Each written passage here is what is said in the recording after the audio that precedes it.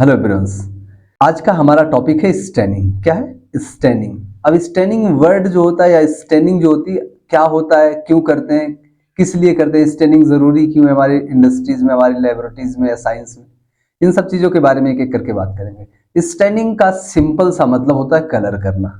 ठीक है, आपने साइंस में पढ़ा होगा कि कोई भी चीज आपके आंखों से तभी दिखती है जब वो लाइट को रिफ्लेक्ट करती है, और अगर वो लाइट को रिफ्लेक्ट ना करे, वो ट्रांसपेरेंट हो जाए, तो वो आंखों से दिखना मुश्किल होता है। तो जितने भी छोटे छोटे जीव होते हैं उसमें आप माइक्रो ऑर्गेनिज्म बोलते हैं। बैक्टीरिया हो गया, यूनिसेलुलर ऑर्गेनिज्म हो गए, या फिर कोई भी सेलुलर स्ट्रक्चर्स हो गया, टिश्यू हो गए। जब वो सेलुलर लेवल पे होते हैं तो वो आंख से, नग्न आंख से दिखाई नहीं देते, इतने छोटे होते हैं। अब जब हम माइक्रोस्कोप में ले जाकर देखते हैं तो माइक्रोस्कोप में हम लाइट डालते हैं, और जब लाइट डाल करके माइक्रोस्कोपिक करते हैं तो वो इतने छोटे होते हैं कि उसमें से सेल में से जो लाइट होती है वो पास हो जाती है। अब जैसे अगर सेल में से लाइट पास हो जाएगी तो आपको कभी दिखाई नहीं देगी। जैसे एग्जांपल बताता हूँ, ऐसे छोटा सा ट्रांसपेरेंट कांच ले लो और इधर से खूब हैवी लाइट और इधर से लाइट लगा दो, और सामने से आप आओगे ना तो ये कांच से टकरा जाओगे, आपको पता ही नहीं चलेगा कि यहाँ पे कांच लगा है। क्यों? क्योंकि वो कांच ट्रांसपेरेंट था, और ट्रांसपेरेंट होने की वजह से आपको लाइट की वजह से वो कांच दिखाई नहीं दिया। अब आप उसमें टकरा जाओगे। तो वो ऐसे ही होता है सेल के साथ। क्या होता है, जब नीचे माइक्रोस्कोप लाइट सोर्स होता है, लाइट सोर्स के ऊपर स्टेज होता है, स्टेज के ऊपर स्लाइड पे आपका सैंपल रखा गया होता है, आपका माइक्रो ऑर्गेनिज्म रखा गया।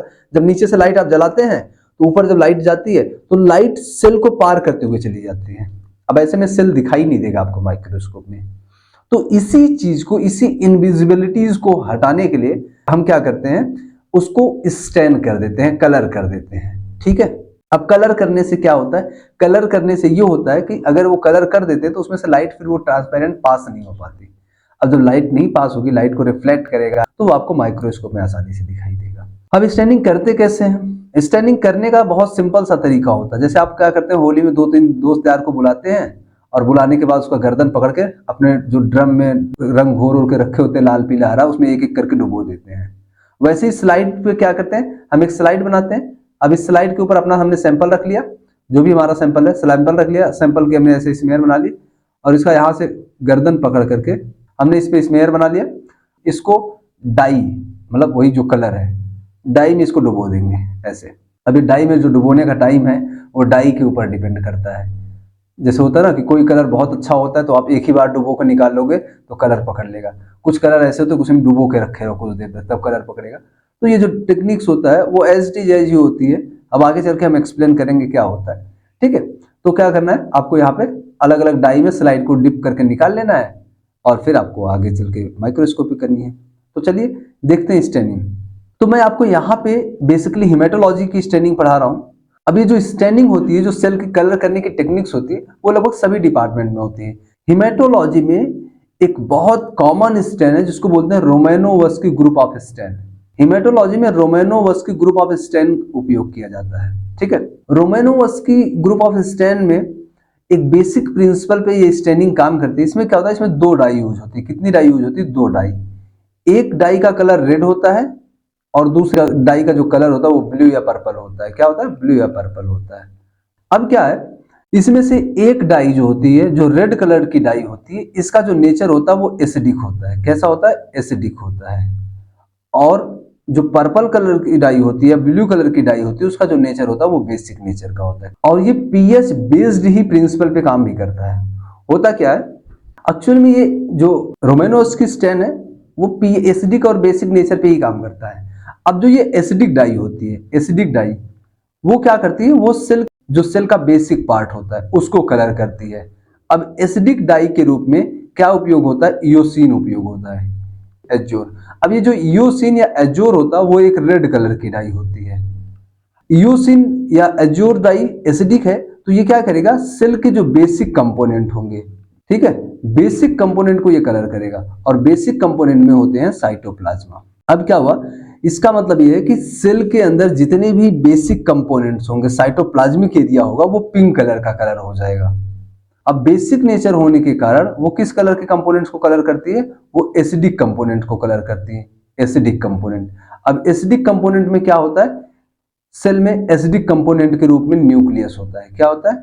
न्यूक्लियस। और कभी कभी कुछ ग्रेनुल्स भी होते हैं। तो इसका मतलब है कि जो बेसिक डाई उपयोग की गई है रोमैनोवस्की स्टेन में, वो क्या करेगी, वो न्यूक्लियस को कलर करेगी। और बेसिक डाई में बेसिकली उपयोग होता है मिथाइलिन ब्लू। क्या होता है, मिथाइलिन ब्लू। अब देखते हैं रोमानोवस्की ग्रुप में कौन कौन से स्टैनिंग टेक्निक उपयोग होती है। तो रोमानोवस्की ग्रुप ऑफ स्टैनिंग में लगभग ये 6 जो टेक्निक्स होती है, 6 स्टैनिंग टेक्निक उपयोग होती है। कौन कौन सी है, वो है लिसमैन टेक्निक्स, जिम्सा technique, field stand technique, right stand, जेनर और जेएसबी। तो ये जो 6 टेक्निक है, इन्हीं 6 टेक्निक से हिमेटोलॉजी की मोस्ट ऑफ स्लाइड्स, या कह सकते हैं ब्लड कंपोनेंट होते हैं, ब्लड को मोस्ट ऑफ ब्लड कंपोनेंट इन्हीं 6 टेक्निक से क्या की जाती है, कलर्ड की जाती है। 6 स्टैनिंग टेक्निक से स्टैन की जाती है। तो जो उसमें से ये जो 3 स्टैन ऊपर के, लिसमैन स्टैन, जिम्सा स्टैन और फील्ड स्टैन, ये बहुत कॉमन स्टैनिंग टेक्निक है। इनका उपयोग सबसे ज्यादा किया जाता है। क्या होता है, इनका उपयोग सबसे ज्यादा किया जाता है हिमेटोलॉजी लेबोरेटरी में। किस लिए, स्टैन करने के लिए। क्या स्टैन करने के लिए, ब्लड सेल्स को स्टैन करने के लिए ये 3 टेक्निक सबसे कॉमन उपयोग होती हैं। तो हम इन तीनों के बारे में, क्या हम 6 के बारे में पढ़ेंगे, लेकिन पहले 3 के बारे में पढ़ते हैं कि लिसमैन स्टैन क्या है, लिसमैन स्टैन को बनाते कैसे हैं, एक एक करके सारी चीजों के बारे में बात करेंगे। ठीक है, आगे चलते हैं। तो लिसमैन स्टैन जो है वो एक रोमानोवस्की ग्रुप का स्टैन है। अब रोमानोवस्की ग्रुप स्टैन क्या है वो मैं आपको ऑलरेडी एक्सप्लेन कर चुका हूं। तो अकॉर्डिंग टू रोमानोवस्की ग्रुप, हमने आपको पहले ही बताया कि रोमानोवस्की ग्रुप में 2 तरह की डाई होती है, एक एसिडिक डाई होती है, एक बेसिक डाई होती है। और वही डाई हम यहाँ पे लिसमैन स्टैन में भी उपयोग करते हैं, क्योंकि रोमानोवस्की स्टैन ग्रुप का ही स्टैन है लिसमैन स्टैन। तो लिसमैन स्टैन को बनाते कैसे हैं, इसका उपयोग कैसे करते हैं, क्यों उपयोग किया जाता है, सबसे बेस्ट कहाँ पे होता है। लिसमैन स्टैन बनाने का जो टेक्निक्स होता है, जो तरीका होता है, लिसमैन का पाउडर आता है। अब उस पाउडर में 2 चीजें मिली होती है, एक इयोसिन मिला होता है और इयोसिन और मिथाइलिन ब्लू। क्या, मिथाइलिन ब्लू। ये दोनों चीजें मिला करके पाउडर आता है जिसको बोलते हैं लिसमैन पाउडर। क्या बोलते हैं, लिसमैन पाउडर या लिसमैन डाई। आपको लिसमैन स्टैन बनाने के लिए क्या करना है, आपको एक कोनिकल फ्लास्क ले लेना है। एक कोनिकल फ्लास्क ले लेंगे हम। क्लियर। अब इसमें हमें क्या करना है, इसमें हमें 100 ml, कितना, 100 ml मिथाइल एल्कोहल डाल देना है। क्या डाल देना, मिथाइल एल्कोहल डाल देना, मेथनॉल डाल देना, प्योर एसीटोन फ्री मेथनॉल डालना है। कितना, 100 ml। और इसके बाद इसमें 0.2 ग्राम, कितना, 0.2 ग्राम क्या डाल देना है, लिसमैन पाउडर डाल देना है। तो बन जाएगा 0.2% लिसमैन सोल्यूशन इन मेथनॉल एल्कोहल। अब ये जब डालने के बाद, उसके बाद आपको क्या करना है, इसको 50 डिग्री सेल्सियस पे हीट कर देना है। कितना, 50 डिग्री सेल्सियस टेम्परेचर पे हीट करना, और इसको अच्छे से सेक करना है। ऐसे ऐसे ऐसे ऐसे सेक करते रहना कोनिकल फ्लास्क को, ताकि क्या हो, अच्छे से डिजॉल्व हो जाए। जब अच्छे से डिजॉल्व हो जाएगा तो उसके बाद आप इसको ठंडा कर लेंगे, और ठंडा करने के बाद एक बोतल ले लेंगे जिसमें आपको इस लिसमैन पाउडर को रखना है। इसके बाद इसके ऊपर एक फिल्टर पेपर लगाएंगे, और फिल्टर पेपर लगा करके इसमें क्या डाल देंगे, ये जो लिसमैन डाई है, ठीक है, जो आपने बनाया, और डाई डालकर इसमें फिल्टर कर लेंगे। तो यहाँ पे शुद्ध लिसमैन प्रिपेयर्ड स्टैन आपको मिल जाएगा। अब आप इसको रख लीजिए और ये आपके स्टैनिंग के काम में आएगा। क्लियर है, इस तरह से लिसमैन स्टैन को बनाते हैं।